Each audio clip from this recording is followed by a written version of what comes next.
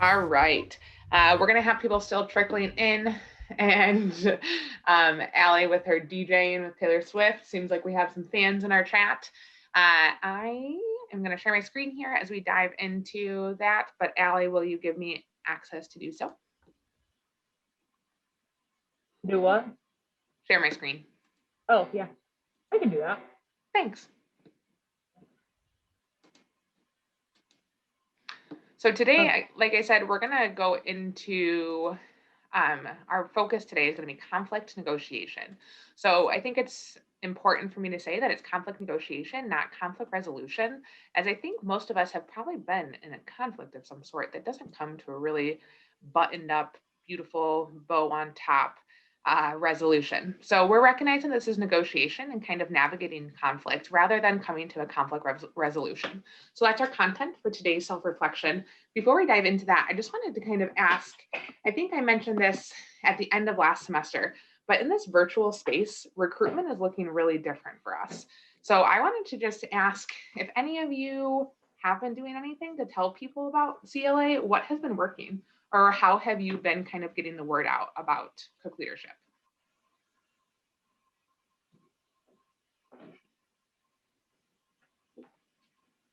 Do you want us to like turn on our mics and tell you or put it in the chat? Either one, like we usually have, yep. I reached out to people like specifically that I thought would be a good fit rather than just like blatant like posts, and I keep meaning to fill out a nomination for one of them, but I have to have time to do that and I haven't. I totally respect that. Thank you. Yes, I think personal tapping works really great. I see some people have been actually using the nomination form, so that's awesome too. Nominations aren't required for our applicants, but we do consider those as we think about selections for next year. So if you think someone will be really great, by nominating, it lets us know that they have your endorsement.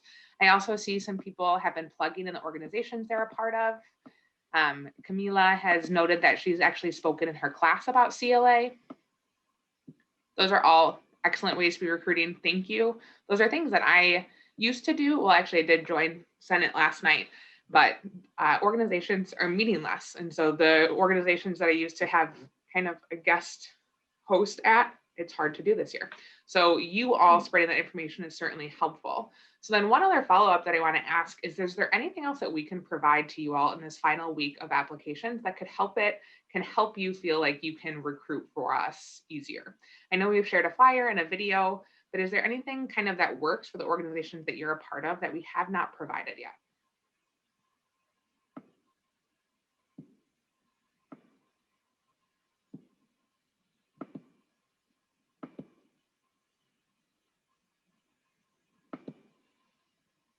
That is totally fine. And I'm glad that you have what you need. Please help us in this final week. Again, we only have one more week. Applications are actually looking pretty good compared to last year, which is great because I think this virtual recruitment has been difficult. But yeah, Janaya has been running our CLA Instagram posts, so please share our social posts in whatever space that might be, whether it's direct sharing, like Rachel was saying, kind of, sending a direct message to someone or tagging people that you think would be interested. Please help us in this final push for next year. Hopefully there'll be at least a little bit of hybrid and we can come together in person, but I certainly think that we have learned how to adapt into a virtual space if that is what is best for us for next year too. So thank you all for coming to my TED Talk about recruitment. Okay, next little piece is just, if you have been late for any of our Blackboard assignments, today is the last day for those assignments to be completed on Blackboard. So if you haven't done so, make sure you do so before midnight tonight. If you know that you are tapped out, just send an email to myself for the CLA account asking for a little bit more of an extension. To be clear, this does not count our productive relationships, self-reflection, or McKinnon. Those are not due yet, but the rest of our assignments from last semester have been due. So just wanted you all to know that and think about that. And then the last thing is, on Blackboard, we have Padlet. And I know we have been sharing a lot of scholarship opportunities, some abroad opportunities, things like that that are shared with you all specifically. Go onto that Padlet. So if you're thinking about internships for the summer, if you have an internship with something that you're working with that they're looking to recruit, certainly feel free to share that onto Padlet to share with other people within our organization. So that's just a way that we can kind of cross promote, let each other know what we have going on. All right, I think those are all of my CLA announcements. Allie, how are we doing with breakouts? We're good. All right. So we are actually going to start today in breakouts. We're going to have check-ins with our small groups, and then we're just going to kind of have a baseline discussion of what conflict negotiation looks like in our lives. So I'm going to wave goodbye, and you're going to do your Zoom blast away from me into small groups, and I'll check you back here in about 10 minutes.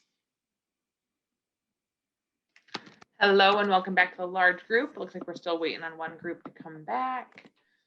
Here they come.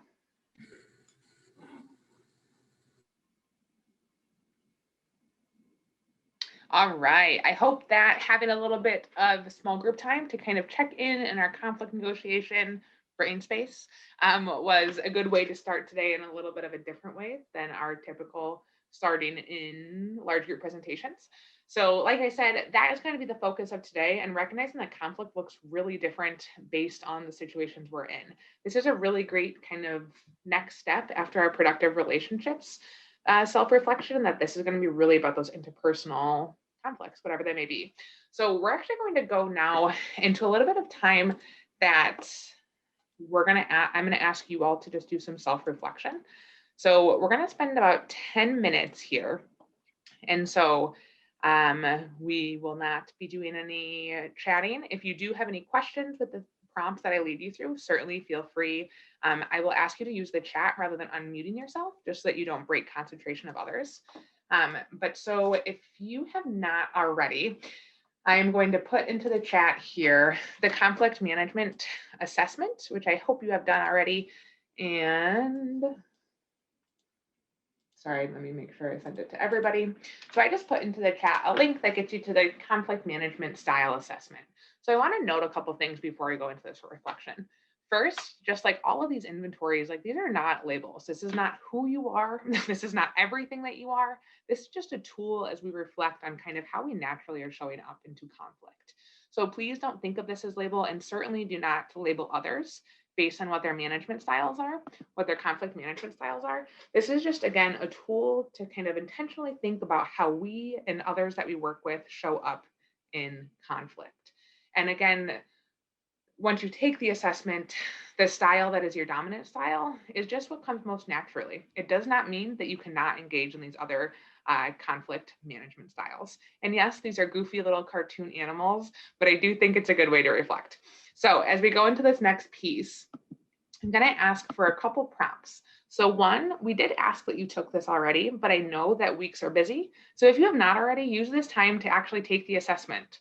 Obviously, I personally don't have access to a printer.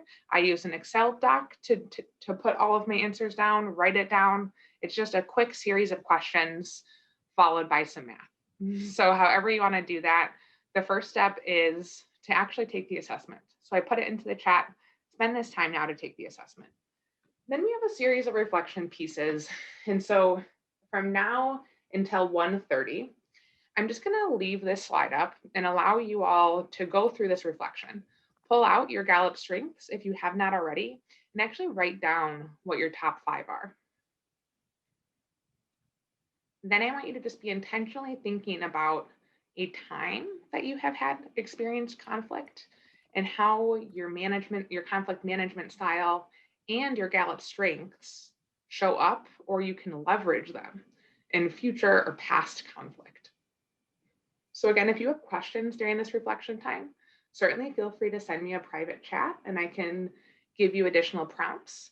But these are just some things that I want you to take some time on reflection. So pulling together this conflict management style assessment and our Gallup strengths and thinking about how we naturally are showing up into conflict.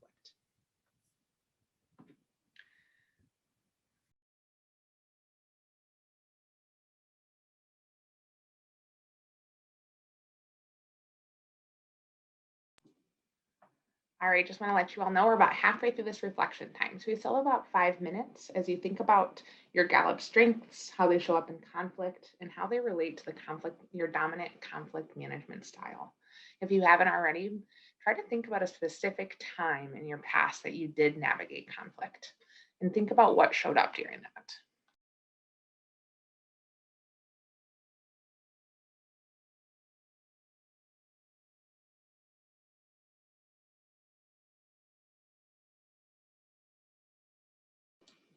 All right. Thank you all for doing some of that mindful reflection. Something I didn't note before, but I should have, and I apologize. It is totally fine if you have scores that tie and you have multiple dominant styles. Recognizing kind of based on what the conflict is, what the situation is, we show up in different styles. I know that I do that frequently. I can shift and pivot based on those around me. So that is totally fine. But for this next piece, we're going to pull up a poll here. So we're shifting things up today. And rather than going back into small groups, we're actually going to go into breakout rooms based on our conflict management styles. So for us to know how many different styles we have and how many people are in every one, we're going to actually launch a poll here. And we're going to ask you to choose your dominant style. So if you have multiple, choose the one that you resonate the most with.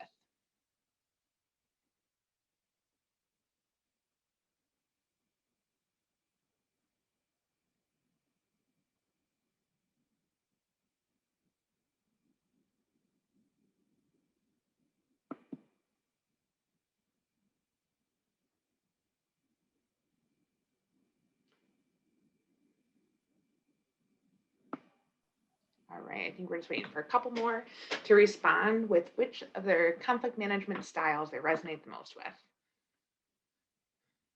I'm gonna give you 2 more seconds here.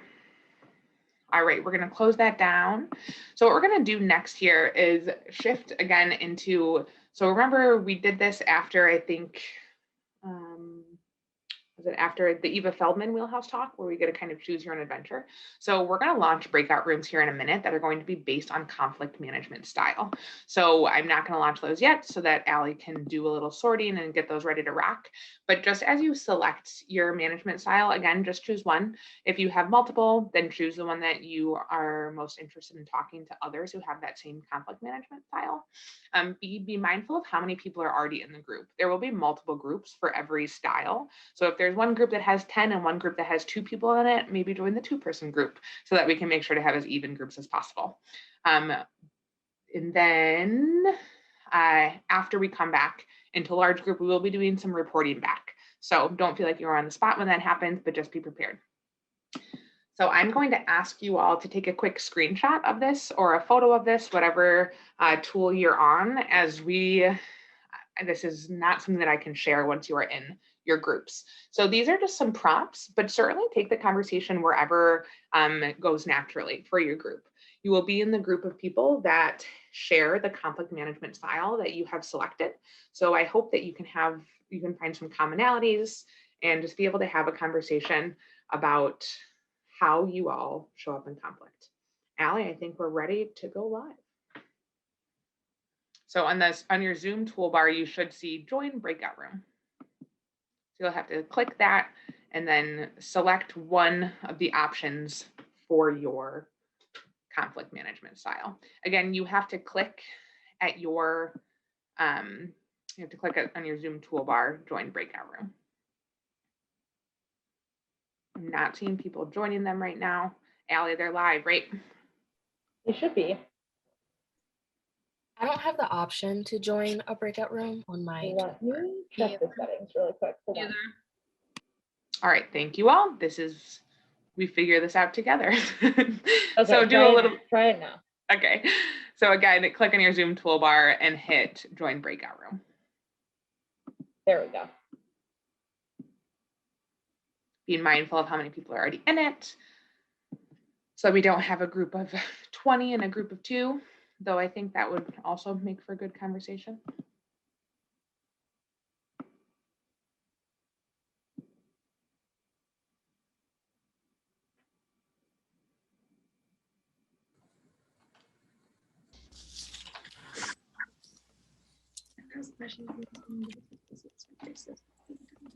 All right, it looks like everyone is cyber warping back to our large screen here.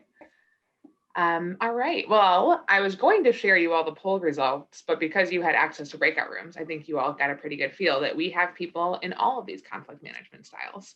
So I personally am really interested in how those conversations went. So I'm going to kind of touch on every one of these conflict management animals. And if someone from that group can kind of just tell us how that conversation went and just some strengths or some commonalities that came up through your conversations. So if anyone wants to start by sharing, you can just tell us what your conflict animal was, or I can start calling people out. And not people, groups, sorry. So I'll give everyone a second if you want to share. And if not, I'll tap the first group. I can go first. Yeah, thanks, Cam. So our group was the Avoiding Turtle, and it was me and Hero, and we were the only two people who were a part of that group. So we were very small, but we talked about how we basically realized that a lot of the avoidant behavior that we had was due to us being very introverted. So when we spent a lot of our time interacting with people throughout the day, you know, at the end of the day, our emotional batteries were very drained. So a lot of times that's where that avoidant behavior came from, for us at least. Thanks for sharing that. I have some avoiding turtles really close to my life. So for anyone else who isn't an avoiding turtle, what do you see as like strengths in them? I know we didn't necessarily spend a lot of time looking at other styles, but I would love to hear, does anyone, when you think about kind of like that avoiding turtle conflict management style, can anyone think of a time that they have found strength in that? Janai, I see your hand raised. Yeah, I often find people in my life who are avoiding turtles to be very rational people. I am very charged with emotion, and a lot of times because of that, I don't think rationally, and I immediately want to tackle something head on. But you know, the avoiding turtles, I would say, know when to take time to themselves and fully assess a situation and think about whether or not it's actually worth their energy to address, or if it's like, you know what, sometimes people suck, move on from it. And I think that's a really good strength that they have that I am trying to work on. Lydia, I see your hand raised. Did you want to add something? Yeah, just to like kind of follow up to that, I think that like the avoiding turtles in my life too really know how to like prioritize the conflicts and to address like the conflicts that might be foundational to the relationship or to like a core problem rather than like many things like that could be just like looked over and given grace for rather than like starting a big thing that actually does more damage than good to that relationship. I agree in full. Thank you all. They're great listeners, Hannah says as well. Thank you, Cameron, both for sharing a little bit of what your and Hero's relationship looked like and for everyone who has shared. Marlena, I see your hand up, but I want to make sure we have time to hear from all of these groups. So Marlena, what do you want to share about how your conflict management style went? You don't have to, but your hand's already up if you wanted to share about your group. Sure, I definitely can. I also don't know how to lower my hand. Oh, I lowered it for you. So I was in the accommodating teddy bear group, so pretty close to the avoiding turtles. We had around 10 or so other fellows in the group. And so basically our kind of like management style is to accommodate for like our relationship only. And we kind of give away our own personal concerns or goals and put the other person's before ours. I definitely think this is mine as well. And we kind of all found out like we have this same tendency. There's the appropriate times to use the teddy bear. And the first one is when maintaining the relationship outweighs other considerations.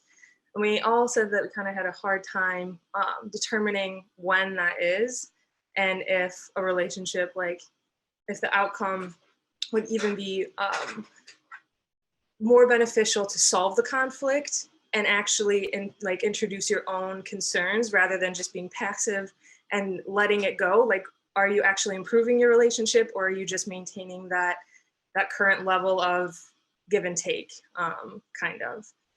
And that was something I hadn't thought about, being a teddy bear. So that was a little bit of ours. Thank you for sharing that, Marlena. Any other teddy bears kind of want to share some of their strengths, some of their assets, any commonalities they saw in their groups, or anyone who has relationships with teddy bears? Lauren, I see your hand up. I was just gonna say it was kind of funny because as I was talking in the group, I realized I didn't really belong there. Even Camilla was in that group, and she's like, "Are you sure you're supposed to be here?" Because she kind of knows me and has seen how I functioned before. But I really realized that the one reason that was like, because that was my number one, and then I had three other ones that were tied for second, and then one that was just way off. So it was like those three others I felt like really parts of those. And I think that the relationship tie, that's why I'm glad that there was such a highlight on that, because I think that really is what brought me into that group at all, because I'm much more of the other styles, but I don't ever let those styles usually overcome relationships. Like that's usually a number one thing for me. So it was just interesting how I didn't really belong in that group, but like a little bit. Yeah, absolutely. For the relationships is what brought you there. That's really fascinating. Anything else to share on the teddy bear style?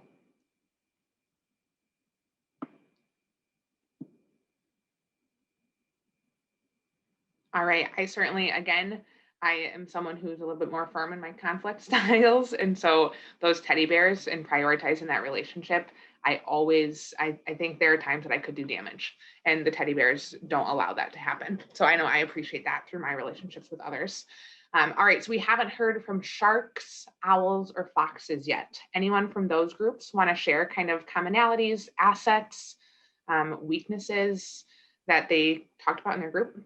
Yeah, I'd love to share a little bit about, oh, I'm sorry, Gregory, I just saw you. No. You can go ahead. Okay. A little bit about the conversation we had as like the sharks group. So we talked a lot about how sharks are often people who get things done. First of all, our group was like everyone was talking over each other because it was a bunch of like, you know, the like very confrontational people all in one room. But we talked a lot about how we are a group that gets things done, but also that we don't ask for help in conflict. We'd rather just get it all done. It's like kind of our way or the highway a lot of the times. You know, like if we want something done the way we want it done, we know we have to do it. So that like sort of like, you know, we could run the world, but like we also like would burn bridges along the way. And so a lot of us had some very opposite things as our second one or as a close second. And so we talked about how a lot of us kind of have to make a conscious effort to lean into those things rather than constantly like bulldozing our way through the world. So, you know, good and bad there for sure. We've got some very positives and some very negatives about being a person who is a shark, I guess. Any other sharks want to share from them, or anyone who has sharks in their lives that they like recognize when they are needed through a partnership, through a workplace relationships? Any other notes on sharks, either from someone who knows a shark close to them or who is a shark? So in my friend group, we're all like teddy bears or like turtles. And like if there's ever like if two of our friends have drama, they won't bring it up with each other, but they'll like tell us like, oh, me and her aren't talking. And then it eventually gets to the girl who's the shark in the group. And she's like, okay, we're going to like resolve this right now. So I feel like if she wasn't there, like this would just continue to like persist without any like mediation. So in that regard, I see like the shark of the group actually acting as a mediator by leveraging her like let's get this done now in that direction. Absolutely. Sarah, I see your hand up too. My brother's a shark. I'm an owl, but I find sharks refreshing sometimes because people who tend to be sharks tend to also like be able to speak the hard truth and have the courage to hurt your feelings if you need it, but you need to hear it kind of thing. And whereas I tend to be more tactful in my approach, sometimes I don't say the hard truth as fast. Me and my brother have a lot of conflict sometimes because of how harsh he can be, but he's also my brother. But I just like noticed that about the shark personality is that they're very needed in that regard. I really liked what you said about getting there fast. Like, I think that is definitely the shark. Like, they don't beat around the bush. They're going to get there and they're going to get there now. So I appreciate that. A few more things coming through the chat. Cameron says he's really thankful when sharks can say what I'm feeling, but don't have the courage to bring it up. I certainly think that's a really great dynamic between teddy bears, turtles, who might not be the ones to like say that. I think sharks are good at bringing that to the group. So thank you all for sharing that. Gregory, I'm going to toss it back over to you. Yeah, I was a part of the Collaborating Owls. And so really our conflict management is through collaboration and really getting others' opinions and trying to create a win-win situation. And so we were just kind of talking about how how that kind of changes in different settings. And so we can kind of see it in a professional setting where it's kind of hard to kind of do that depending on the conflict. And then also it could be like a win-win situation for everybody, but sometimes you don't really win out of it. And so we are also talking about being kind of like the middleman. I related as a middle child. And so we're always trying to, you know, get everybody together. We're like, okay, we got to go, let's do this. And so it's just very interesting also to look back on our seconds. A lot of us were sharks for our second one, myself personally. So when Elizabeth was saying that, you know, you have to kind of lean into your second one, we also have to do the same, because sometimes if, you know, situations are taking way too long or we don't really have that much time, we have to kind of like start getting our shark energy and like really trying to push through. So that's definitely something that I notice in my daily life too, is that like I do have shark tendencies and I do have to use them, but sometimes I can steamroll a little bit too much. So I'm like, okay, let's take it back. Let's go back to our owl. So. Oh, you're muted. Thank you. I appreciate that. Thank you, Gregory. That was awesome insight. I know there's a couple owl groups, so I wanted to open up the floor. Any other owls that wanted to share different insights, different kind of themes that showed up through that conversation, or anyone who has owls close to them that they want to kind of give some insight to?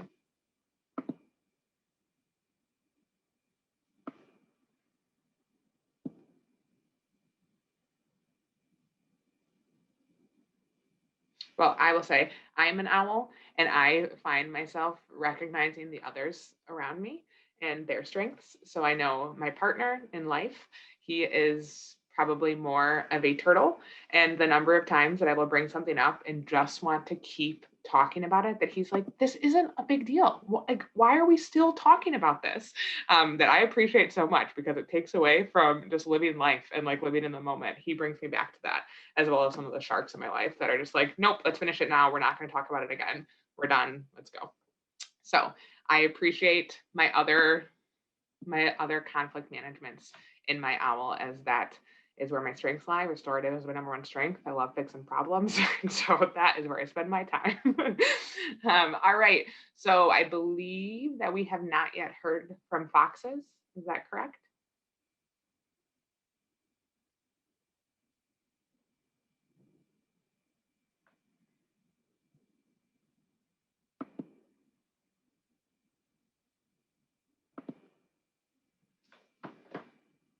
I'm good to sit in silence for a bit.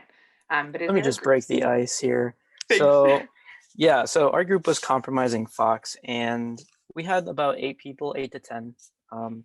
And what this style basically comprised of was, someone mentioned it, the give and take mindset. It's very much goal oriented.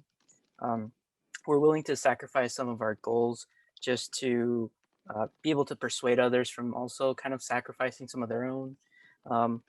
And like someone else mentioned, we're kind of the epitome of the middle person, of trying to just take group A and group B and trying to see eye to eye with one another. So relationships are maintained, and hopefully the conflict can be removed. But when it gets tough, I think that involves people who are just very passionate about a subject, who are not willing to, I think like Michael was alluding to, some people put up walls, and there are reasons behind that. So that might be some secondary, digging that we might need to do about, like, why are you putting up walls? Like, it's okay to be a little bit more vulnerable. Sometimes I guess the disadvantage of this style would be that the goals kind of get derailed because, you're giving and taking. So that might be something that you need to consider.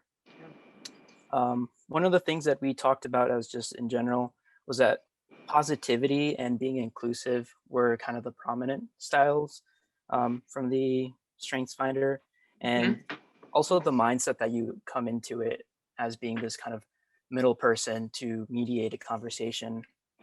And Ash mentioned a really good point that they like to view this as a people versus problem situation, not necessarily assigning the problem to the individual or the group, because then you can get in muddy waters and you don't want to burn down bridges. But very good points said there. And also someone else mentioned about tipping the scale when someone else is dominating, or you might be more in that position to dominate. Yeah. And just being aware to include all viewpoints, making sure people are heard. If any other foxes want to join in, if I forgot something, yeah.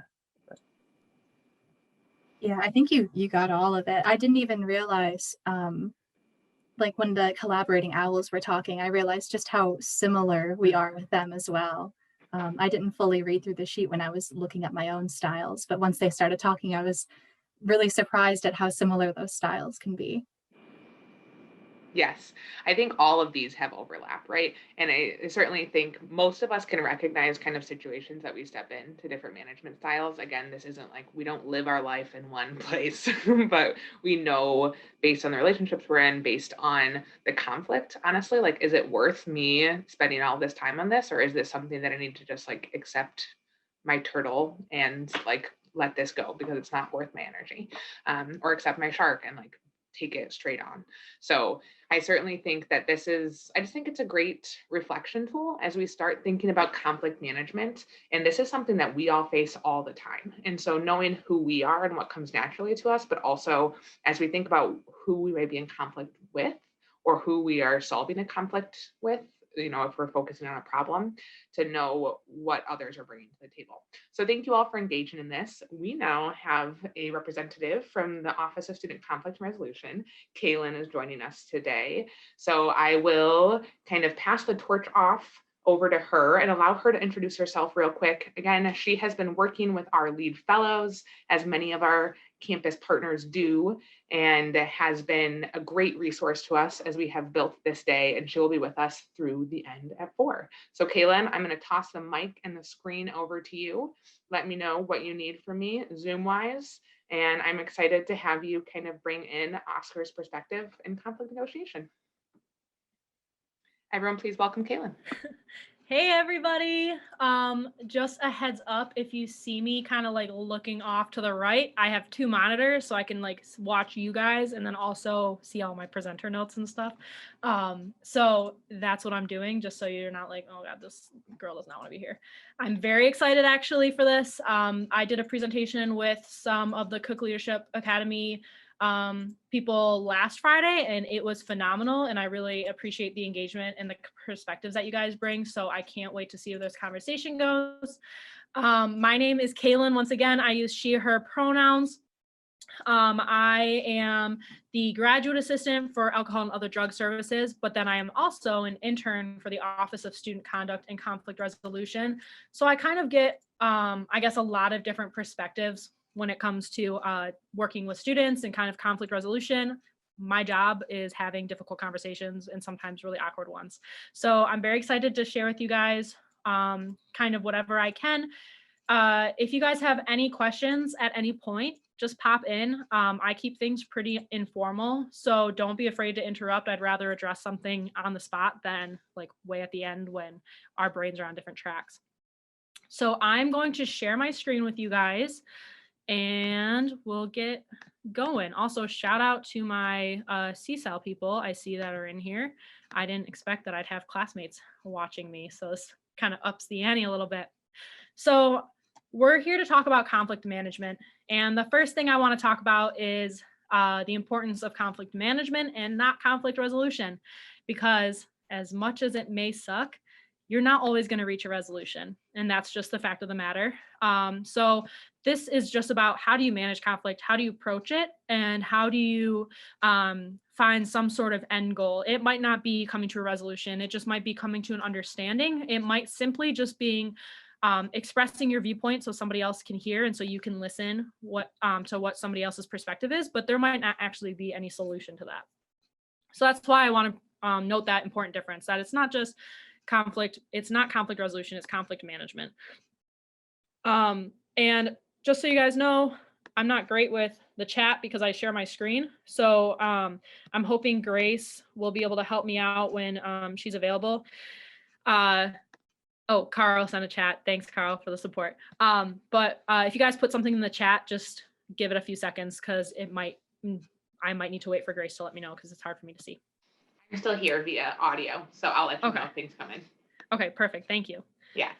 Okay, so these are the 4 kind of courageous conversation commitments. And this is just basically is kind of 4 guidelines when you're approaching any sort of conflict, 4 things that you should kind of commit to. So staying engaged, you know, a conflict always has more than just one side, and you might feel like your perspective is the most accurate, but try and stay engaged, because you're going to often learn something from the other party that you would not have learned before. Speak your truth. That is really critical, and that's actually something I struggle with because I am so afraid of hurting other people's feelings. And you guys can like raise your hands if that's you too, because that is absolutely me. I get so nervous about hurting people's feelings that sometimes I dial back what I'm feeling or I don't speak my truth. Expect to experience discomfort. Conflict is not fun. How many people are like, I hate conflict? Yes, I'm actually going to ask you guys to raise your hands. So get those arms moving. This is my workout for the day, or a thumbs up.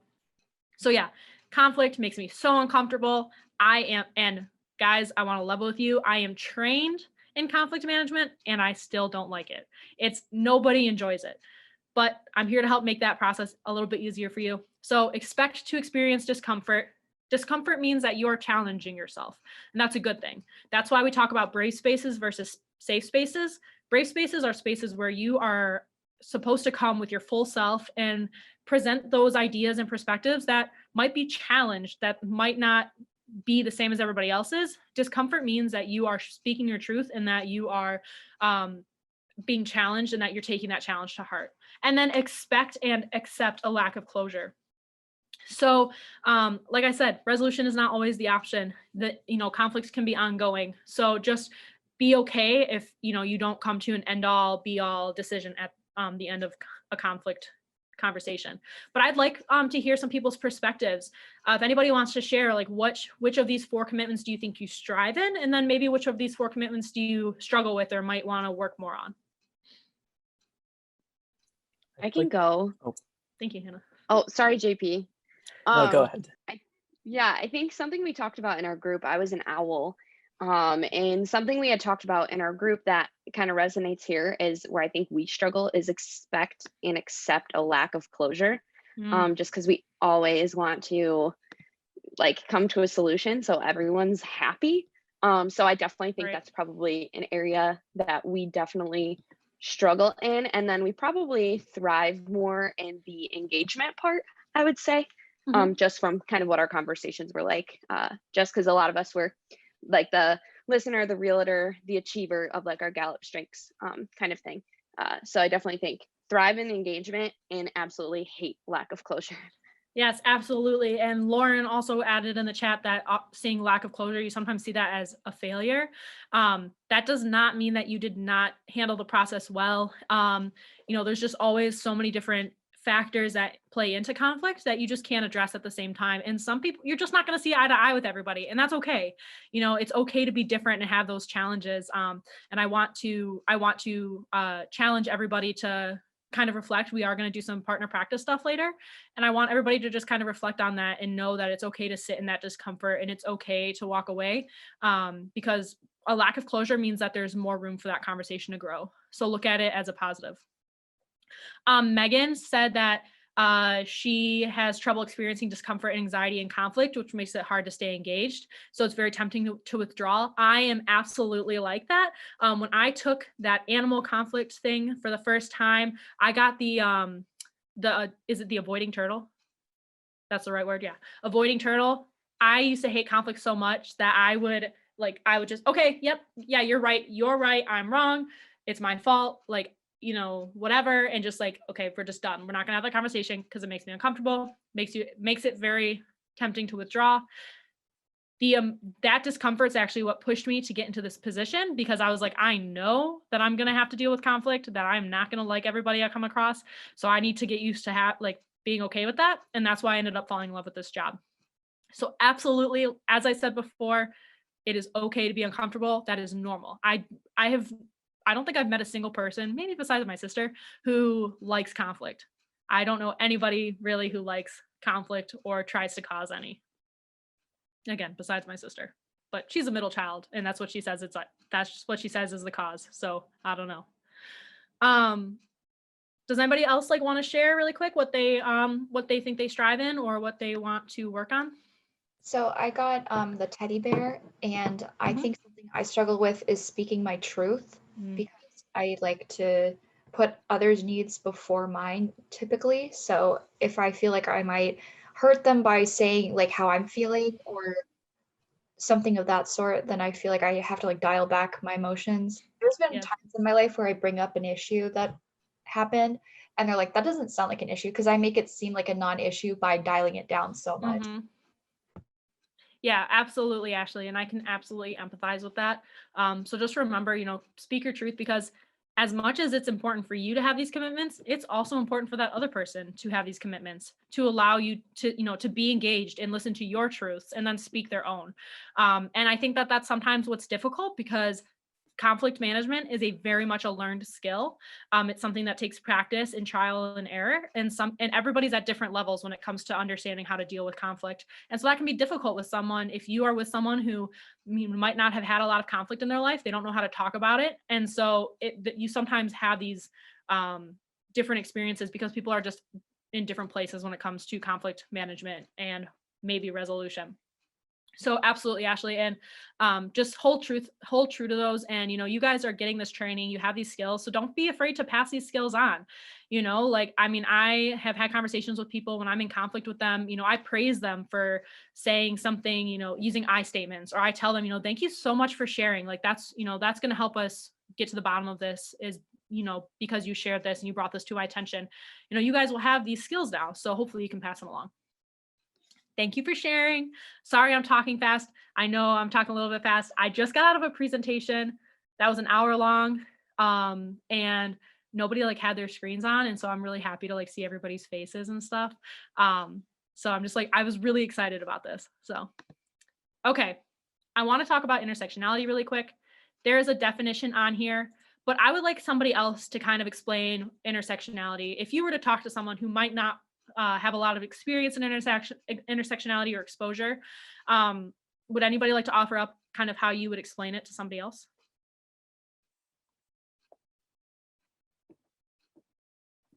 I can. Yes, Megan. So it's the basic premise that people who belong to multiple different marginalized identities experience marginalization at a greater intensity, kind of the more that those identities intersect. And especially the Crenshaw, the person who coined that term, she was specifically talking about the oppression that Black women face along the lines of gender, race, and especially class. So it's also very kind of conscious of class difference.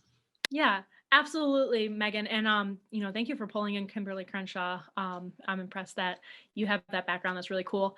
So yeah, intersectionality is basically the concept that everybody has multiple different identities, and they all interact and with themselves and with each other and with their environment at different times and in different spaces. And if you look on this little image, you can see, so there's your core identities, which are the ones that are most salient, the ones that you hold most dear. So for me, for example, being a woman, being educated, and being a sister are probably some of the most important identities that I hold. And then there are other identities that have changed over time. Like my spirituality used to be very important to me, and now it's not necessarily as salient or as close to my core as it used to be. But at any given time, each of those identities is interacting with systems. So, for example, being white, I have a privilege from being white, but being a woman, there are some spaces where I'm feeling that oppression of being a female, but also feeling privileged because I'm white. So everybody's identities interacts with systems all the time. And this is important to conflict management because it's important to be aware of your own identities and how they might be impacting your ability to manage conflict, as well as what identities does that person hold that, some are visible and some are not, but keeping in mind that there's so much more below the surface that might be impacting how they're handling conflict.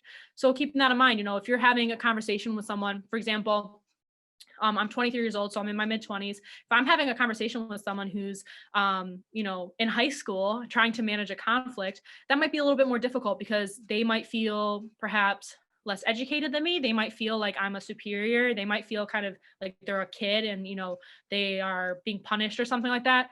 So those identities might be conflicting. And it's just important to keep that in mind and remembering, okay, you know, what is possibly happening in this conversation that I might not be able to see that could be impacting its progress. Is everybody on board with that? Head nods, thumbs up. Yes, I love the thumbs up. I talk with my hands a lot, so my hands are like up here sometimes, so I love the thumbs up. So yeah, just keep in mind. And the only thing I don't like about this diagram is that all of the identities are like on their own little, I'm trying to think of the right word, circles, but it's not a circle, like their own little paths.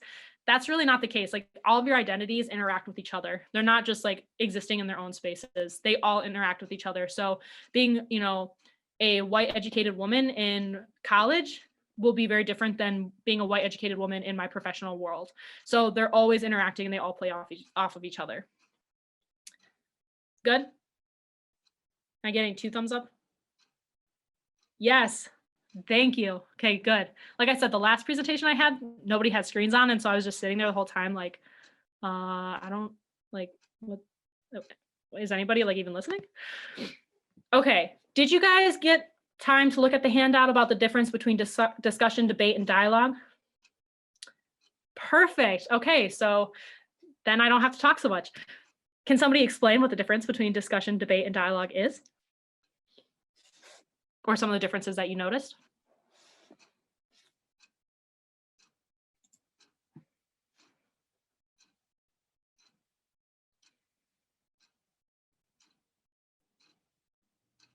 I'm also very good at sitting in silence, as Grace has said. So I'll just sit here and look pretty until you guys want to share.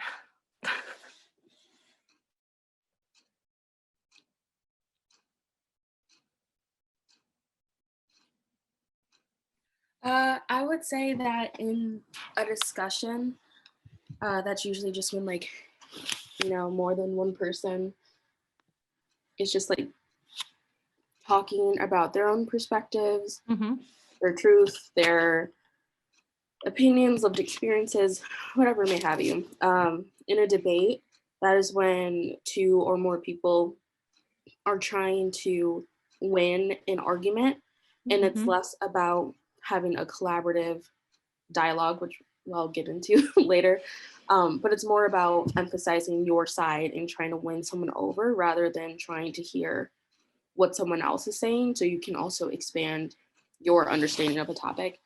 And then dialogue is similar to a discussion, I would say, but the end goal there's more of an end goal. So you are either trying to, you know, it might just be agree to disagree, but the root cause of it is that you're trying to actively listen to the other person and hear their perspective. And you're not looking to change someone's opinion. You might not be looking to change your own. You're just having a dialogue about the topic at hand and then going from there. Okay, well, I'm basically just gonna let Janiyah do the rest of this presentation because she nailed it.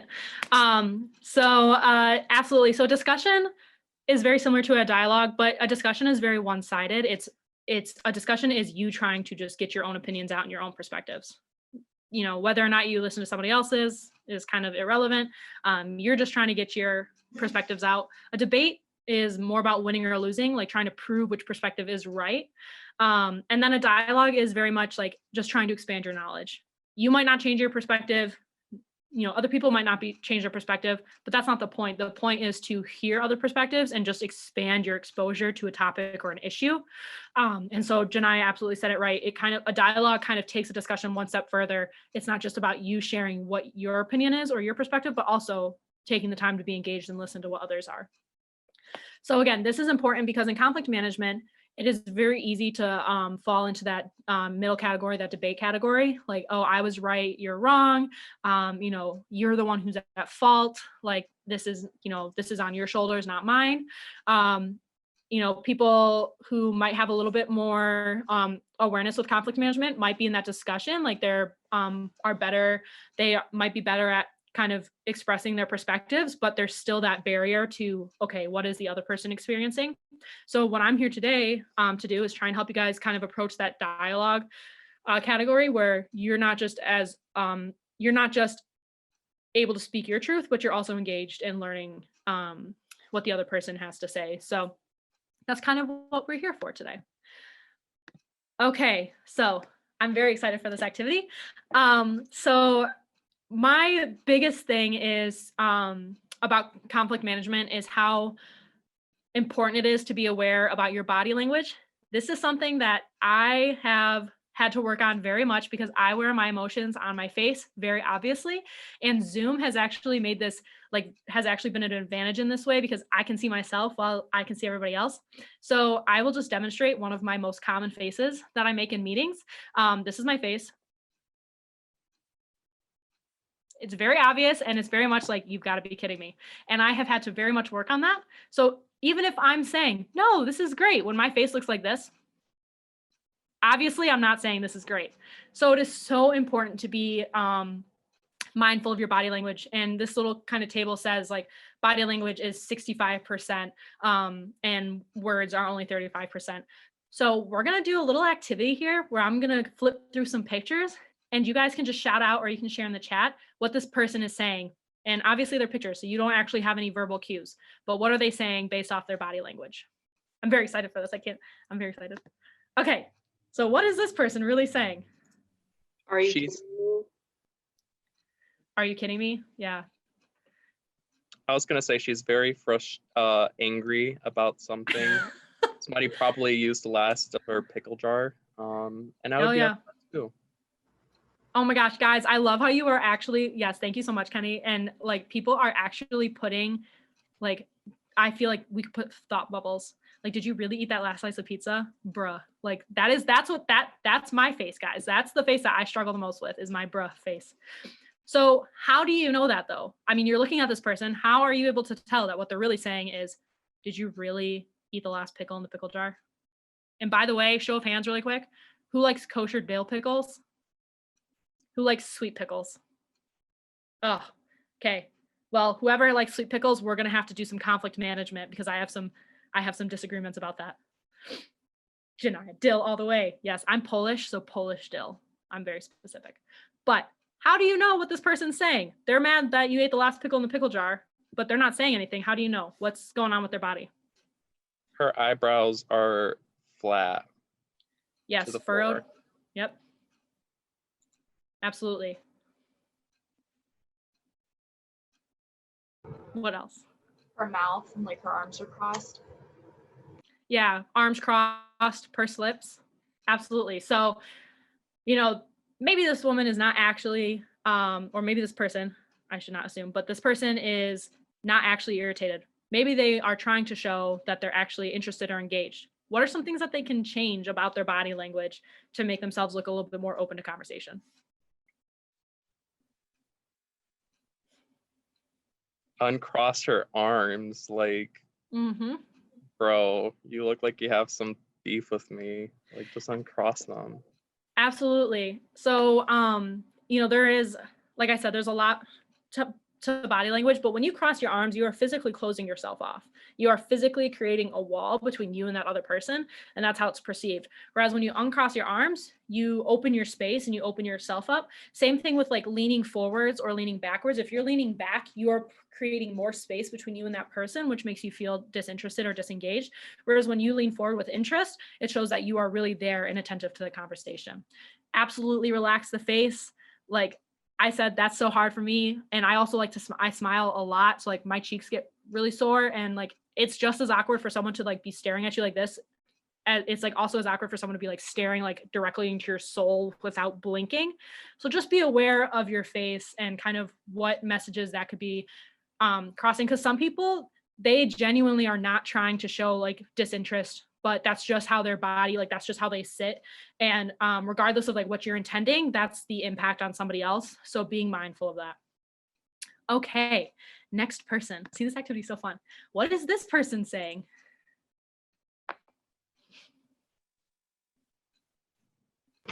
Bruh.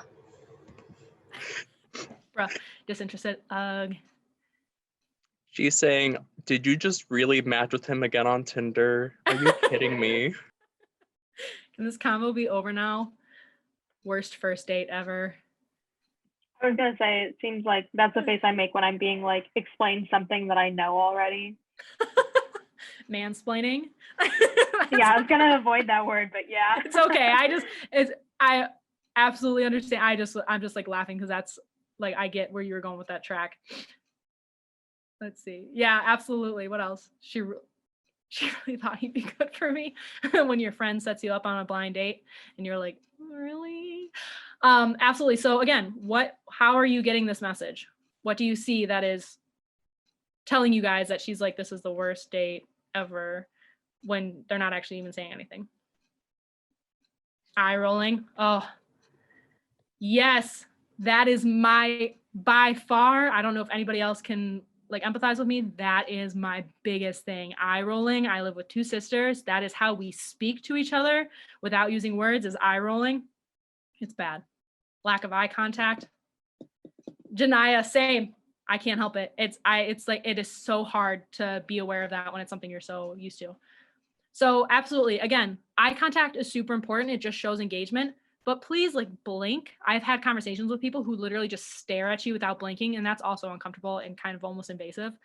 You know, even like it's important to be careful. So I was doing a lot of research on body language. Resting your hand on your chin like this, or resting your chin on your hand like this, shows boredom, but going like this, kind of what Hannah's doing right now, I'm noticing, is interest. So that is how most people perceive that. So just changing one finger, or like just the angle of where like your head can, I see people practicing, I'm loving this, like that, it can change how people perceive what you're trying to say. So practice, because I am very much like a leaner. So practice versus this to interest. So I totally understand. Okay, we've got 2 more. Okay, what is this person saying?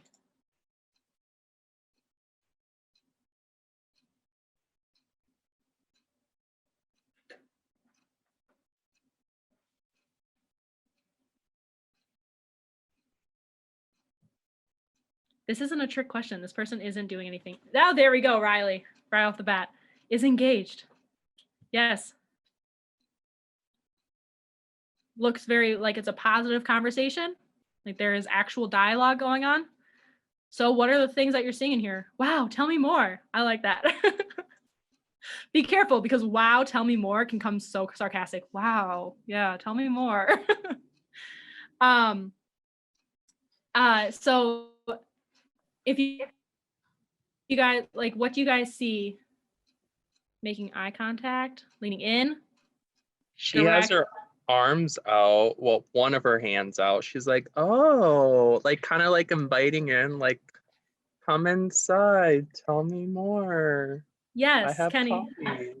I like how you explain, yeah, like almost inviting them in, like, you know, they're offering something and they're inviting something in. Direct posture. So there's very much a difference between like being square on and like, being present to somebody versus like kind of leaning away. Again, you don't have to like be directly staring in someone's soul. Please avoid that, but definitely direct contact.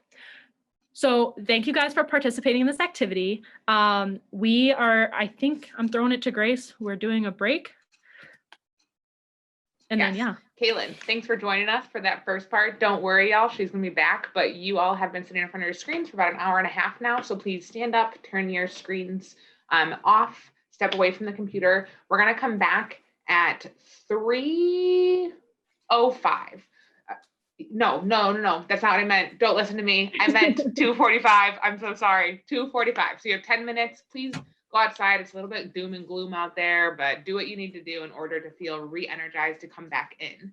So again, take a snack break, take a water break, bathroom break, walk away from your screen. We will come back in 10 minutes. Cool. So that was an awesome break. I had Christmas M&Ms and Ritz crackers. So I felt like it was kind of a weird snack combo, but it was definitely satisfying. So while we get into our partner practice, I just want everybody to be mindful of the 4 commitments we talked about earlier. So being engaged, speaking your truth, expect to experience comfort, and expect and accept a lack of closure. Remember the ones that you feel like you might need an area of are an area of growth for you. Make sure you try and focus on those. This is the perfect time to do this, and the perfect environment to try and speak your truth if that's one you struggle with, or being okay with discomfort, etc. So this partner practice activity, I believe we're doing, the first one is our low stakes topics. I don't know, Grace, does everybody have access to that?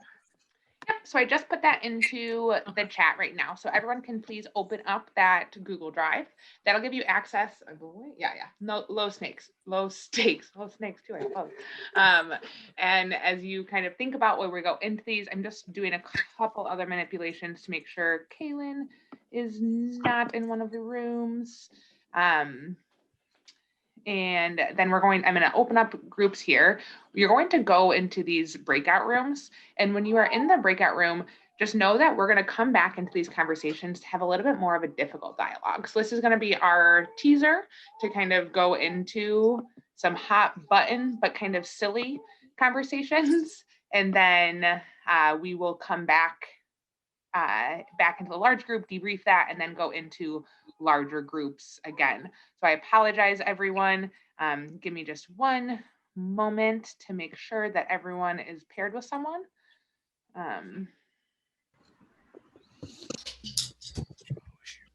Hello, everybody, and welcome back to our large group.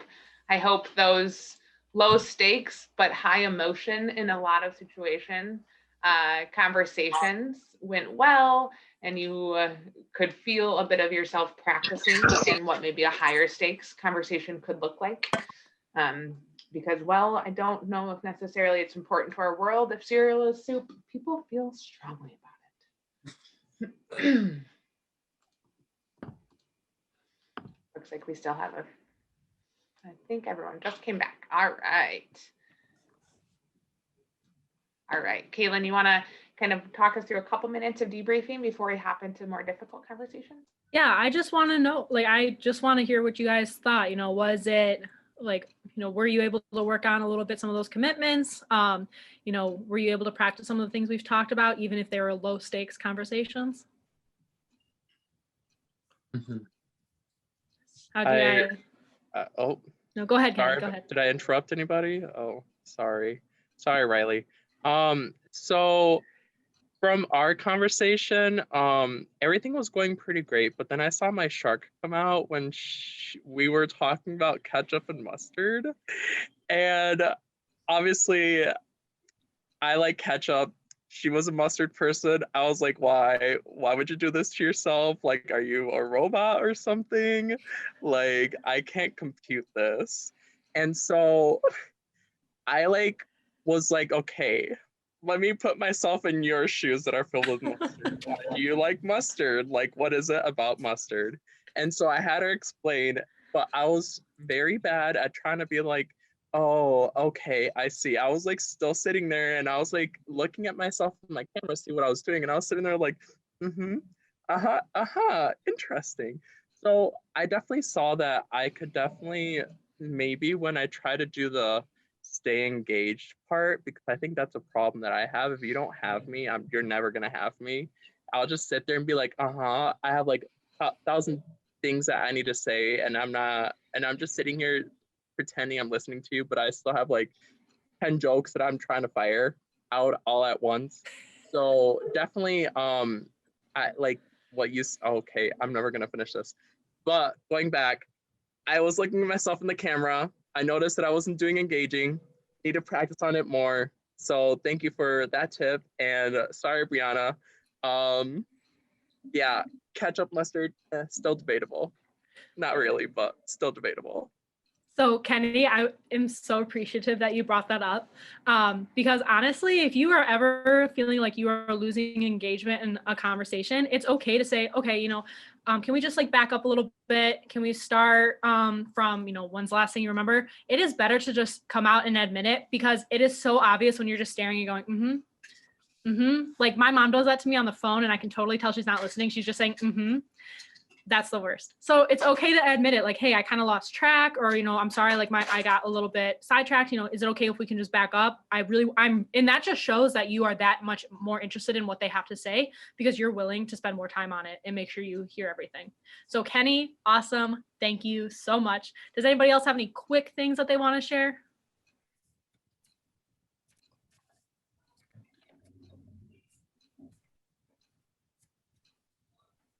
I think it helps like when you and your partner can like approach things from a culturally relative standpoint. So like we chose to talk about pizza. And she doesn't even like pizza because like she doesn't get like the hype like about it in America. And like I love pizza, but like I can also understand that if Italians came here, they'd be like, what did you do to our like pride and joy? So like you have to like understand that people like just come from different backgrounds and think differently than you do. And Michael brought up that's intersectionality. That's one of the concepts, just being considerate of those identities and how they might be interacting with each other in that space. So absolutely. So Grace, are we getting ready? Yeah. Yep. So I'm going to pop in here. Well, actually, let me make sure that this is the right link. Sorry, y'all. Of course, my computer. Well, Grace is kind of figuring this out, guys. If you want to take a picture too of these 4 commitments so that you can have them available to you while you're getting into the more in-depth conversations, that might be helpful for you guys. So.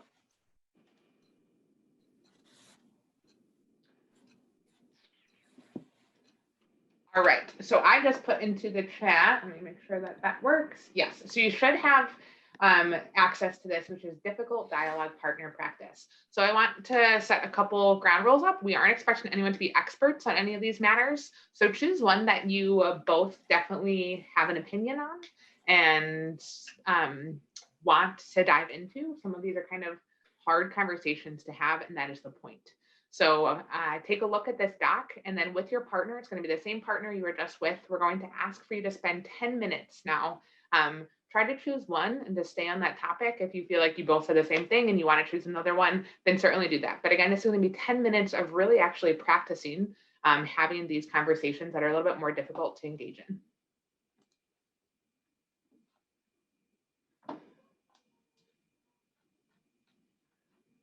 Hello, welcome back as you start coming. I was saying, well, I don't know why I put Hannah really big for some reason. Sorry, Hannah. There we go. These are totally random partnerships, but as I looked at it, there was like very interesting, like Hannah and Reese. I think the 2 of you were together and the 2 of you are student athletes. And there was like quite a few like freshman JP, both leads. There's quite a few very interesting pairings on here when Zoom randomized.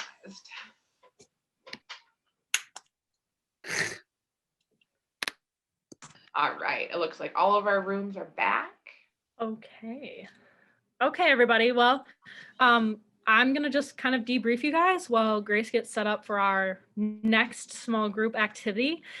So kind of just the same question, how did this go now that you were engaging in conversations where sometimes they require a little bit more vulnerability? Did you see some of your conflict animals really coming out? Did you notice maybe some of the areas of growth you have for your commitments come out? Just anything that you can share would be awesome. So me and my conversation partner talked about universal healthcare access, and we talked about it more as a dialogue because both her and I have like different areas of like perspectives we can offer on it. So like I'm a public and nonprofit government major and she's a pre-med major. So we brought those both perspectives together and talked about it with what we know personally about it. So it was interesting. And then also we both studied abroad. So like how has universal healthcare been implemented in this country versus this country and comparing that to the US. So it was more of a like, I guess, academic discussion. So there wasn't a lot of like conflict or just like debate, I guess, but it was more of a free flowing like thing. And I noticed in this conversation, I was thinking about how it might not have been super high stakes because we were not bringing our like personal biases in it. Like we were talking about it from a like objective perspective rather than Like we have a specific anecdotal story about how like limited access to healthcare, it affected this family and my cousin, for example. So yeah. Yeah, absolutely. And thank you for sharing, Ashley. I think that that's sometimes something people forget when they're in like conflict. A lot of times people have more in common than they think, that they're just approaching the subject with different perspectives or different knowledge bases. And sometimes people just focus so much on the differences that they don't realize where there's actually a lot in common. So I think that that's great, Ashley. And it looks like Lauren shared in the chat that that Lauren and her partner had a very interesting conversation as well. Didn't fully disagree, but are coming at the same topic with different priorities or focuses. Absolutely. That's a big thing. Like a lot of people forget that it's not that necessarily that someone disagrees with you. They just have something else that's more important to them maybe, or a priority, and just understanding that not everybody has the same life experiences. Janaya and her partner said that they agreed with everything. That's, hey, that is awesome. I'm glad. Sometimes you'll find that. I would say that that's not super common. So, but I'm glad that you had that conversation. And somebody just posted in the chat, like people forget that we're on the same team. So that's kind of the point of dialogue. Keeping in mind that when you're having, a conflict with somebody, whether it's a coworker or a peer, a classmate, a family member, a friend, you guys are part of the same community. You have support and love for each other, even if it's just love that that person is a human, right? We're all humans. It's just, keeping in mind that it's okay to have different perspectives. What else? Anybody else would like to share what they kind of thought? If I can, let me hold on my hand real quick. So I tend to not, my political views don't tend to align exactly like a liberal arts school, for example. So I find myself being like quiet a lot just to not tick people off, because I've kind of grown to not talk about politics around the school environment, just because people don't want to have a discussion or dialogue. People tend to like be aggressive about it. But with my partner, we were able to have like a constructive conversation that was really like refreshing. For example, our topic was universal healthcare. I'm personally against it because I have healthcare in the VA system, which is a universal healthcare system. And it is awful. Like you hear all these horror stories of like veterans dying in parking lots because they can't get appointments and stuff. So but I also don't have a solution to how to fix what's going on right now, which is clearly a broken system. And that's what she presented. And it was just nice to talk about why both systems have their issues, and both systems like also have good benefits for people, and what people do suffer because of the lack of a good system. So it was just a really constructive conversation, and I appreciated it. Thank you so much for sharing, Sarah. And I think what Sarah really points out is that there are often 100 different, like, I would say experiences or different examples of an issue, the VA system, healthcare system versus like international universal healthcare versus, a universal healthcare in like one country. It's all very different. So like what your experiences are and where your experience is, it's valid. And I want everybody to be comfortable speaking their truth, because, you are not going to know everything. I think that's sometimes the push that like everybody wants to have the answer. And Sarah said, like, I don't have a solution, and I know I see this problem, but I don't have the solution. That's okay. You don't have to have a solution. That's just, it's not realistic to expect to have a solution. That doesn't make your perspective any less valid. So please be open-minded to other people's perspectives. And I think Sarah also talked, like, politics, I would say, is probably one of the more hostile I don't even like topics.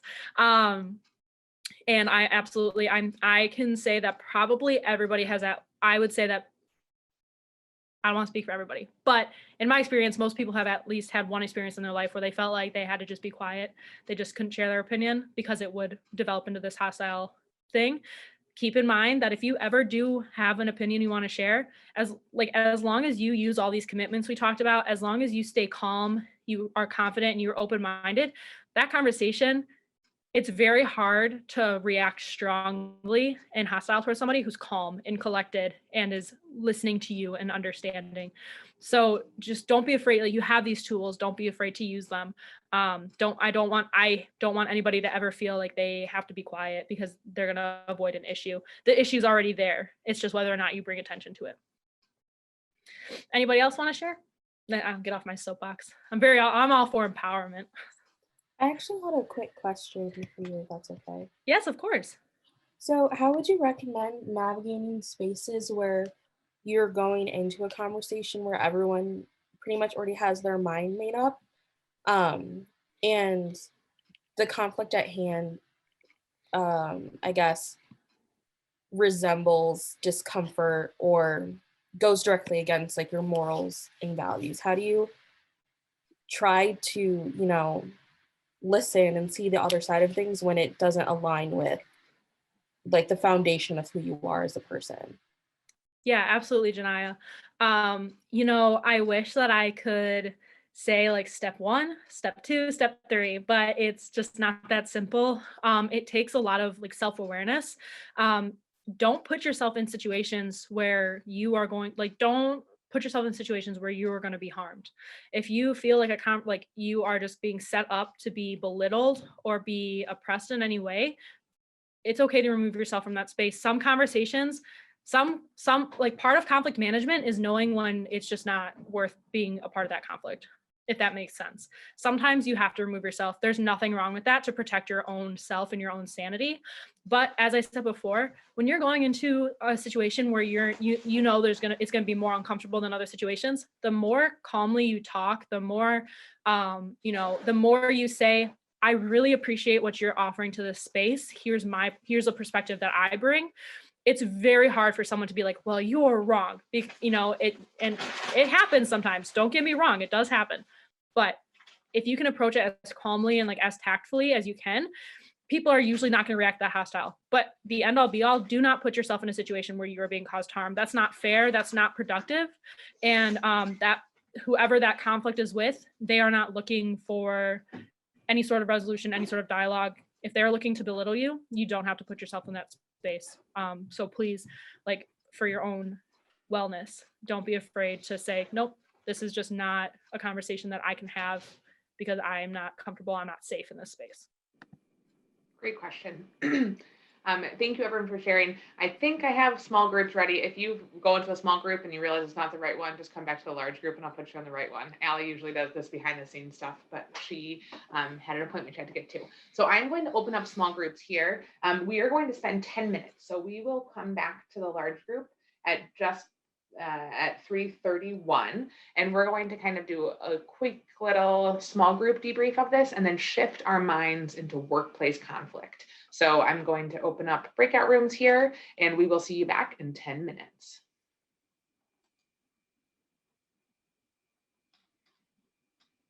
Everyone should be back now.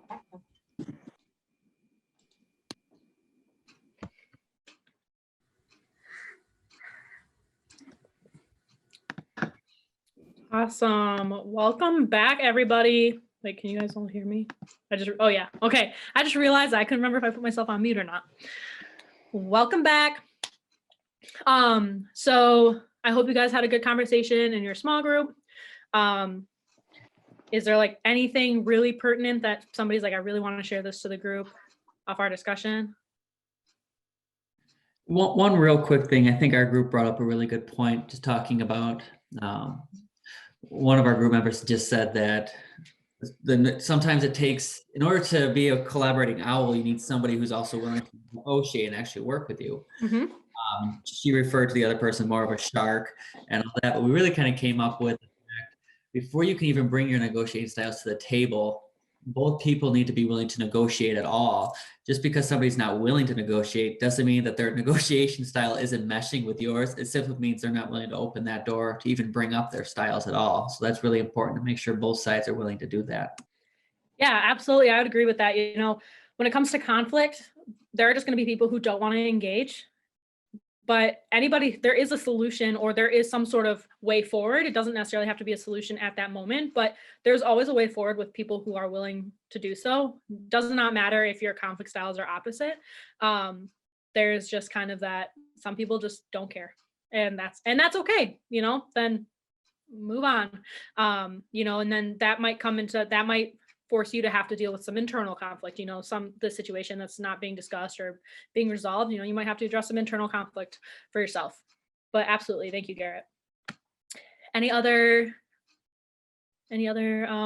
really interesting tidbits you guys want to offer to the group before I move on? Kaylin. Kenny. Kaylin? Is that how you say it, Kaylin? Yep, Kaylin. Ketchup or mustard? Ooh, ranch. No, ketchup or mustard. Wrong answer.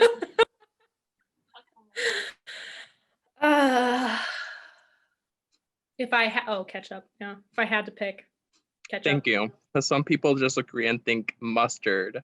I don't know why. Maybe because they got it at Trader Joe's. But in our group, we talked about how if we don't know about something, sometimes our polite shark comes out and we just don't really talk about it. Or we're just like, oh, well, maybe I could see that. So then I was like, okay, ketchup or mustard. And then all of us ran on the bandwagon of sometimes mustard. Some people said ketchup. I said ketchup, obviously, because I have good taste and my taste buds are sane. But then you could see definitely when people have opinions that they're really adamant about it or they just stick with it. So it's really hard when people have a different opinion from you to actually listen to them and actually be like, oh yeah, I can see why you put mustard on your delicious sandwich. Why would you ruin it? But anyways, just wanted to bring that out to you. Thank you. Also, thank you for ketchup. You know what?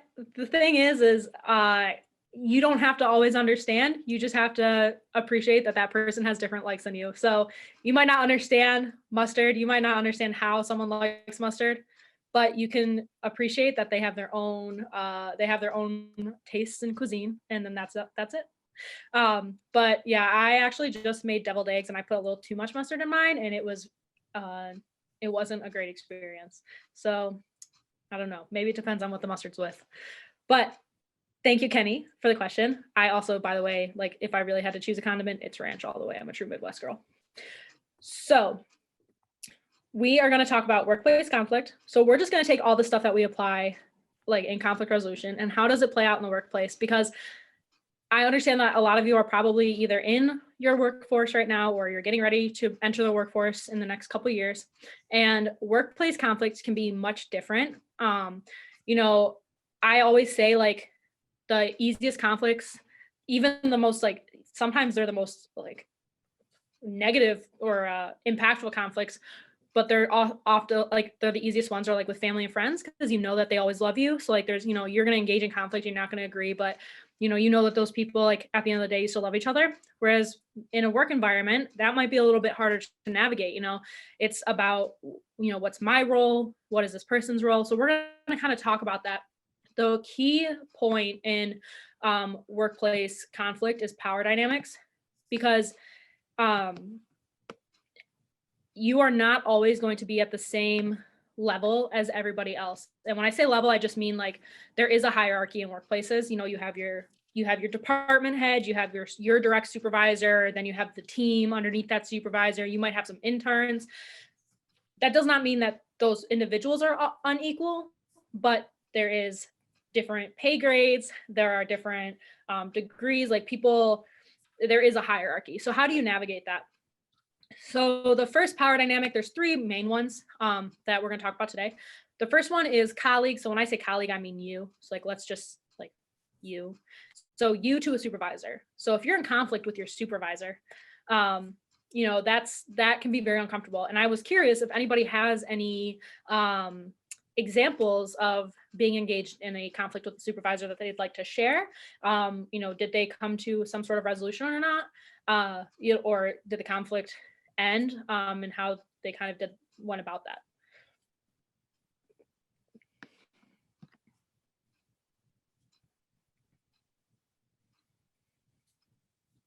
I can go. I had kind of an accidental conflict with my boss's boss, which made it really difficult because I didn't really know my boss's boss that much, and I didn't really mean to get into this conflict. It was just I was already having issues with what was going on in the workplace, and then she came in and said something that really just like fired me up, and I was really emboldened by my coworker who was very verbal and just said, well, you say that, but I think this. And I kind of was like, yeah, me too, when I really should have just kept my mouth shut. And so then it put us both in this really awkward situation where we knew we were both frustrated with each other, but I never really even worked with her because she was my boss's boss, like I said.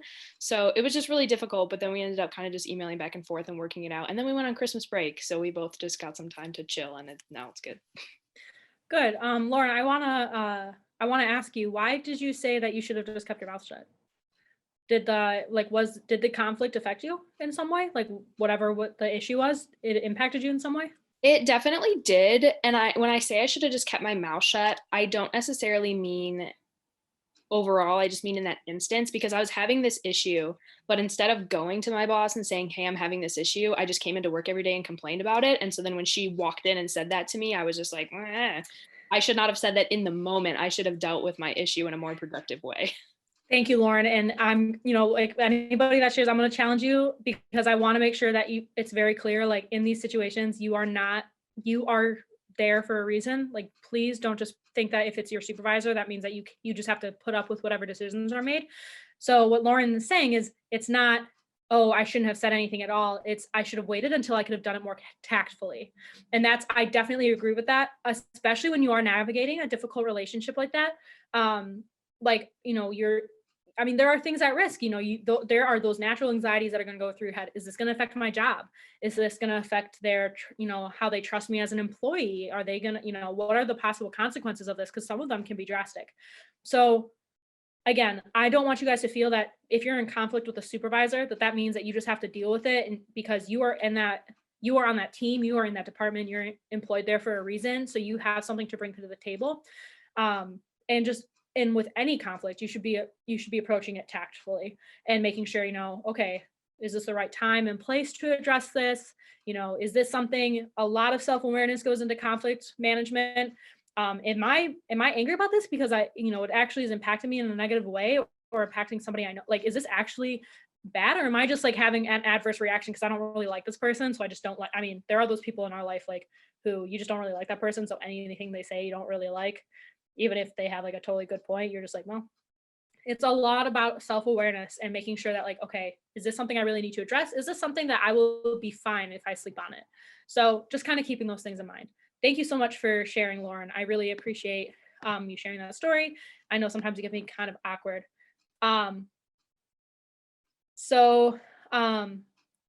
Next we have colleague to colleague. So if you're in conflict with someone who's a peer, you guys are on this kind of same playing field, you're on the same team, whatnot, there are still things that you have to consider, even though there might not be like such a direct or obvious difference in power dynamics. There are a lot of things that can impact it. Like, does your colleague or you have a closer relationship with your supervisor? Do either of you have more experience than the other? There are still things that you have to navigate. So I'm curious, does anybody have a story of a conflict that they were engaged in? And not everybody might have conflict from the workplace, and that's totally okay. If you have conflict from being on a team or being in an organization or anything like that, is there anybody who wants to share a story of conflict management with a peer? I can share one. So I was working third shift. I work as a RA at a nursing home. And my colleague, I was doing some laundry, first time doing third shift there. And she's like, oh, you can't do laundry. That's the person that does laundry's job. And I'm like, okay, well, this lady just, shat herself, and I just want her to have clean clothes in the morning. So I'm gonna do it. And she's like, okay, but that's not your job and you're not allowed to do that. You could get in trouble. And I'm like, oh, well, it's already in the washer, so I might as well throw it in the dryer. Like, just mind your own business. And so she went around spreading rumors about how I wasn't listening to her all night because she wanted me to vacuum the whole floor. And I told her, no, you can vacuum the whole floor. That's not in my job description. If you have a sheet of paper that has a checklist and that says right there in the checklist, I'll do it. The checklist that I have doesn't say vacuuming, so don't tell me what to do. because you're not my boss, you're not paying me. And so she spread rumors about me washing people's clothes and me not listening to her and blah, blah, blah. So then my supervisor came up, she's like, hey, I heard these things about you. Is everything okay? And I'm like, yep, everything's okay. I probably could have handled it better because I ended up, after everybody started saying things to me, this colleague said, instead of being a rational human being and saying, okay, like, you know, you did your job correctly, all my coworkers backing me up, blah, blah, blah. I literally the next day went up to my coworker and I said, hey, I heard that you're saying these things about me. Why are you saying them? And she's like, oh, that's not me, blah, blah, blah. And I'm like, do I look stupid? And I was very aggressive. I was like, do I look stupid to you? There was only you, me, and another person there. And I don't think it was the other person that was saying all these things about me. Obviously it was you. So keep my name out of your mouth. And she's like, blah, blah, blah. I didn't do it. She's like, and I said, no, you don't understand. You need to keep your name, my name out of your mouth or we're gonna have issues. And so that was interesting because I probably could have just handled it a lot better. It could have been a dialogue. I could have been like, hey, like, let's talk about it. But I instead took a very aggressive approach and said, I know you're doing these things. I need you to stop talking about me or we're gonna have issues. So just wanted to share that out there. So. Kenny, thank you very much. I think one of the most difficult things to do is to like say, you know, oh, okay, I did not handle something the way I maybe should have. And sometimes like that's hard to admit. And I want to commend you for being courageous and sharing that. You know, I think that hindsight is 2020. And that is the difficult thing with conflict because you have to learn I don't want to say control your emotions, but you have to learn kind of how to sort them and process them because it is very easy to just kind of like, it's almost like autopilot and you just like, whatever your conflict management styles, you just kind of jump in, right? And sometimes sometimes you have to kind of sort through and, you know, think, okay, like here's step one, here's step two, here's what I'm going to do. And sometimes you just don't do that. You just react, right? And so again, hindsight is 2020. We all have conflicts that we regret. God, I sure have many. I am definitely someone who's like, I used to be very passive. I would not say anything until it was like a pressure cooker and I just blew up. So like, you know, someone would just like let's talk about roommates, for example, because that's just the roommate conflict is just sometimes the most difficult. But like, I would just not say anything. And then the microwave like wouldn't be cleared of the time. And I would just go nuts because everything else that I decided to bottle up just came out at once. Hindsight is 2020. So just keep that in mind going forward. You know, those experiences are learning experiences. So when you have, you know, you're having those like intense emotions again, you know, okay, well, last time I felt this way, I didn't handle it maybe the way I wanted to. So I'm going to try a different plan of action. So absolutely. Thank you, Kenny. And then colleague to supervisee. So you might find yourself in a position, you probably will find your position if you haven't already been in one, where you are supervising somebody and, you know, whether it's an intern or maybe you're a director of a department one day, and that person you are engaged in conflict with them. There's something that is wrong in that relationship. And as much as like, you have to be aware of like your power dynamic with your supervisor. Now you have to transition that and remember that you are in a position of power over this person and that they are having those same feelings of like, oh gosh, this could put my job at risk. They could dock my pay. They can do all these things. So does anybody have any examples of times where they might have been supervising somebody and had a conflict and how they addressed that? I have an example. So in this one specifically, I found that the person who I was supervising had some issues with myself and then like my own colleagues.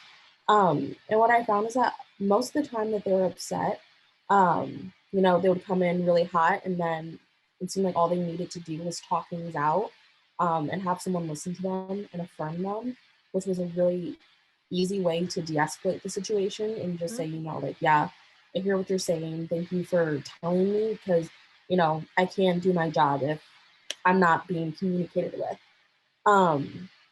which is good. But then on the other hand, dealing with conflict when, you know, you've had these repeated conversations and conflict still arises, and new things are brought up that weren't brought to your attention before, and now those are becoming pretty public complaints, that's when it got difficult for me, because it's like, okay, well, I want to address this head on, but a lot of the things that you're mentioning would break confidentiality within a whole other separate sphere that I'm involved in. So I think in that situation, it's difficult, but then also recognizing, just like with the position that I'm in, that I don't want to say winning a situation, but I'm not going to win, because in order for me to bring all the information forward, I would be at risk of losing my own job pretty much, which was really difficult. Yeah, Janiyah, thank you so much for sharing, because that is something that you have to consider. Sometimes you're going to be in a conflict where you kind of feel like you're stuck dealing with it. Like you're not, I always say, like, use your resources. You know, if you have to use a supervisor, and if you have to send me an email and say, Kaylin, can you like kind of remind me of some of the tips about conflict management, because I am definitely not going to handle this well. That's what we're here for. But sometimes there is like that, gosh, like I feel like I can't share anything with anybody because there is confidentiality. I'm student affairs, so this is something I battle with every day. So that can be very difficult. Like I want to go back to what I said way earlier. Actually, it was Janiyah who asked that question. If you are in a situation where there is just no end in sight, it is like managing the conflict is no longer productive, there is no forward motion, it is hostile, it is okay to remove yourself from that situation. It is okay to pass the torch to somebody if that's needed. It's okay to tell that person, hey, like, I feel like we're not making any progress. I think that we need to take a couple days to reflect. It might be best if you have this conversation with somebody else, because I just feel like that there's no progress here. That's okay. Like, it's okay, because what you are doing is offering them a space to try and resolve, or to come to some sort of point with their conflict, rather than forcing them to just continue in this unproductive dialogue. Does that make sense? Because conflict, again, there's not a goal to be resolved, but there is a goal to somehow ease the conflict. And if you feel like that's not happening, it's okay for you to recommend something else as a resource so that they can find that kind of go-to space. And make sure you use your resources that are available, whether it's now and you have to contact Grace, or you have to contact each other, or, you know, whoever else is in your network, you know, whether it's in the future and you do have other supervisors and teammates that you are going to rely on. Don't be afraid to ask for help, because conflict is uncomfortable for everybody, like I said. And I always say, like, I know, like, my main role here at Grand Valley right now is alcohol and other drugs. But I always say to every student I meet, like, you have my email, don't hesitate to ask if you ever need anything. Like, part of my job, my biggest role is helping people have difficult conversations. So I'm here if you ever need to say, like, hey, Kaylin, I'm in a conflict with somebody, I don't really know how to have this conversation, can you give me the tools? I'm happy to mediate between you two. And Oscar, the Office of Student Conduct and Conflict Resolution, actually offers conflict resolution pathways where you can bring somebody and there is a facilitator that will help you guys kind of engage in those conversations if you ever need it. Use your resources. That is totally okay. And nobody should have to deal with stuff alone. That's why we work together. So I'm just gonna do one. I have a scenario listed out. And we're gonna read the scenario, and then I'm gonna have you guys offer feedback as to what this person should do if they're approaching this conflict. So this first one, talking about colleague to colleague conflict. So your fellow peer / colleague took credit for an assignment you both worked on. You want to address it because you have another project that you're supposed to do together. So how do you approach it?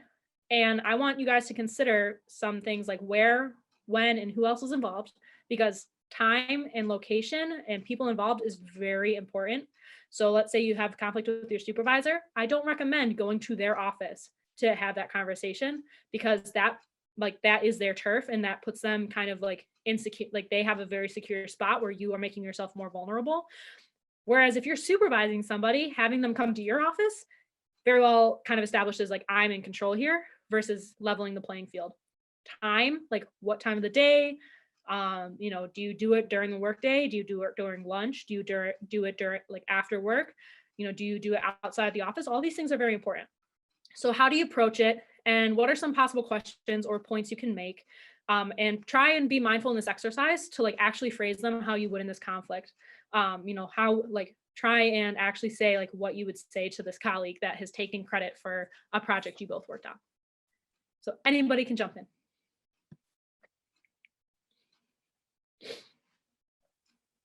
I guess I'll go. So if it was me, right, I would act like nothing happened, right? I'm gonna hit them with a sneaky one.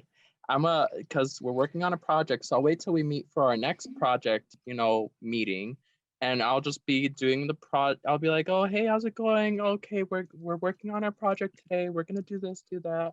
And then I would just be like, oh, by the way, I saw that you took credit for the last assignment we both worked on. Do you want to tell me more about that? And then I just let them, you know, give me their case, and I'll pretend I don't know anything because I want to hear what they say first. And then I'll present to them what I observed and what I got and where I got my information, and ask them, okay, why did you take credit for it? Even though we both worked on it, like that's an issue. I have an issue with this. So hopefully this next assignment that we're gonna both work on, you don't take credit for it, or we're gonna have some issues. So that's how I would approach it, but maybe some other people can say how they would approach it. So when you guys, I'm going to offer some feedback. So Kenny, I absolutely think it is totally okay to approach that. Like when you're getting ready to start your next project, you guys are both kind of in the same fields. You guys, like that's a natural location. You guys are going to like be forced to engage with each other. I would say that, Janai just put like, hey, I noticed you took credit for the idea I came up with, though it was a collaborative effort. I would like to get credit for my idea next time we do a project. Yes, absolutely. So I statements are so important, and it's great to ask things in a question. So, hey, I felt like you kind of took credit for our collaborative assignment. I was just curious, you know, what your perspective is on that. And, you know, if we can kind of talk about how we're going to divide up our tasks in the future. You know, making sure that you don't discredit their work because it was a collaborative assignment, but it's okay to say like, hey, you know, I kind of felt uncomfortable with this, or this result made me feel kind of, you know, unnoticed or unrecognized. You know, is there a way that we can move forward? So Kenny, absolutely address them like when you have that naturally like kind of occurring situation. Some spaces you actually are going to have to plan it out, and sometimes you're going to be in the right place at the right time to have that conversation. Okay, who else?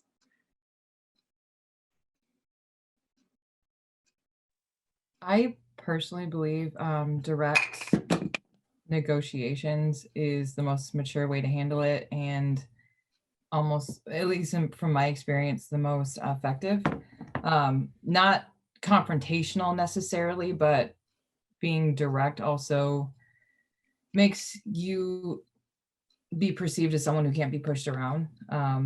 And I have recently been in a few conflicts where I offended someone, or someone had an issue with something, but went either above me or to my peers to complain about it instead of just coming directly to me. And I find that almost making the situation a ton worse, because now I lost respect for you for like, you know, so like, and that's not me complaining. It's just, I feel like even though it's incredibly uncomfortable, things will go smoother, in my opinion, if you just approach the topic maturely and appropriately to the person professionally, instead of maybe like, I mean, if it's bad enough, I mean, your supervisors, they're there for a reason to, you know, but if it can be handled in-house, we should handle it in-house. Yeah, and Sarah, I can totally, like, if it is something that is capable of being handled in-house, you know, trying to do that is great. I would try and and this is for everybody, because this is something that I have always struggled with.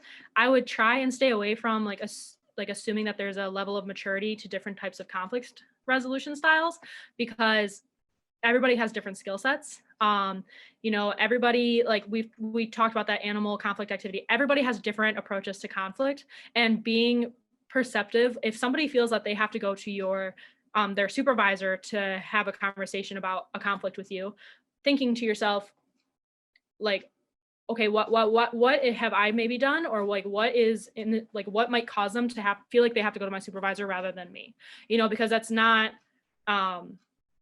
like, it's important to just, again, always be self-aware. And like I said, everybody has different approaches. So just being mindful of that, because for some people being direct really works. For some people, it's something that they have to sit on for a couple days to reflect, to make sure that this is like something that they really need to bring up. For some people, they have to go to their supervisor, and it's not necessarily they're going to their supervisor to like tattletale. It's like, hey, I don't know how to have this conversation. This is uncomfortable for me. Can you give me some tools or some tips about how I should approach this? But absolutely, Sarah, I agree with like keeping, like, if you are comfortable going to someone directly, like that is great. And, you know, for some people, that's the best way to approach conflict. So thank you for sharing. Okay, guys, we have only like a couple more minutes. Is any, like maybe one more person can share what they would do in this scenario?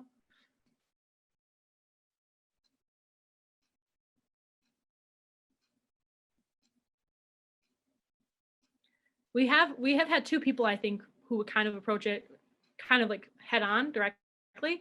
Is there anybody who might be like a little bit more like who might have approached the resolution a little bit differently? I think I would approach it, or would, like, I put something in the chat, but I also would be curious as to whether or not it would be appropriate to tell them, like, I want to tell my boss that was my idea, and say that, you know, you took credit for something that you didn't do, but also don't want to create more conflict and don't even know at that point if it would even be worth it if we've already came up with the solution to, you know, next time I'm going to get credit for what I did. Yeah, and I think Janiyah brings up a good point, you know, being considerate. Why did they take credit? You know, just being willing to offer that space to reflect. Maybe this person has not felt validated in a very long time. Maybe this person is like, I mean, so I have a baby sister. She always complains that like her older siblings overshadow her. So like, you know, do they feel like they're not visible in their workspace? Maybe they have such, like they're intimidated by you. Maybe you strive at what you do and they feel like they're kind of in competition. There's something else going on rather than someone's just doing something to be a jerk.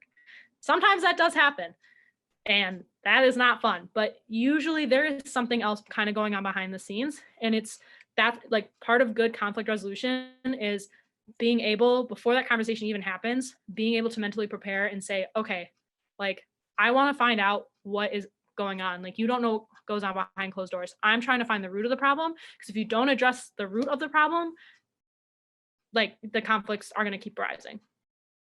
So I want to thank you everybody for sharing. I love this. I was telling Grace when you guys are all in your small groups, like, this is so much fun for me. You know, and I just, you guys are probably some of the most fun students that I get to work with, because you are so engaged and you just offer so much and you teach me so much. So thank you guys. You are only my second presentation on conflict management. I've done it like one-on-one with people, but in terms of like big group trainings, you guys are my second one. So thank you so much. If you have any questions for me, or if you ever need to get in contact, Grace has my contact information. So don't be afraid to use it. And I'm actually just going to put my email here in the chat if anybody ever wants to copy it and just write it down. So thank you so much. I'm so happy. Thanks for joining us, Kayla. Everyone else, thank you so much for joining us for our 5th self-reflection. We have a pretty big break here until our next one. So it is 4. Enjoy your weekend, everybody. Please take the assessment. If you have not yet, the survey, we'll post it on Monday's Blackboard post as well. We will catch you all in about a month, except for our wheelhouse talk in a couple weeks. So we've got our wheelhouse talk, but in these small groups, we've got quite a bit of time until we're going to gather again. So thank you all for joining us. Take the survey. Hang around if you have any questions for me, and we will be in touch via email. Have a great weekend. And I'll be here if anybody has any questions. Thanks, Kaylin.